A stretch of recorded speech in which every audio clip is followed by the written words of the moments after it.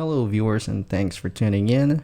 For today's video, I would like to show you what's inside of this Para64 BMW M8 competition in what is this, like a silver gray. You get the black roof, black side mirrors, you get the black wheels, rubber tires, lens headlights.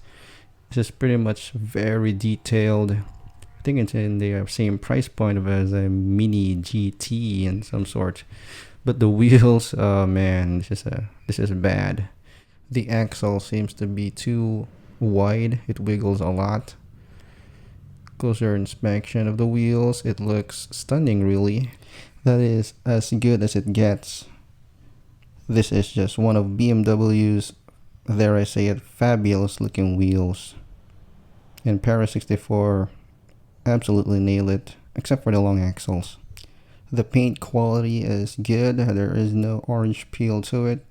This is the Donington gray metallic.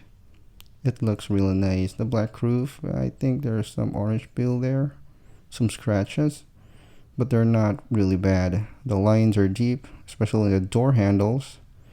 Lens taillights is nice. You get the molded spoiler, quad tip exhaust, the black out rear valence, BMW license plate, all the good stuff. Alright, this is the plastic base. It is held on to 2 screws. The wheels and tires are fixed to the axle. So this is where the axles should be placed. I think it's a plastic interior. Yep, it is plastic interior, but it is actually pretty crisp. Man, look at the steering wheel, the dashboard, the center console. Let's check out a closer look here. Man, even the door cards are pretty detailed. They're molded in there. The air vents and all those good stuff. The armrest, the gear shifter. Wow. It's actually amazing, although it lacks some paint. But this is not too bad.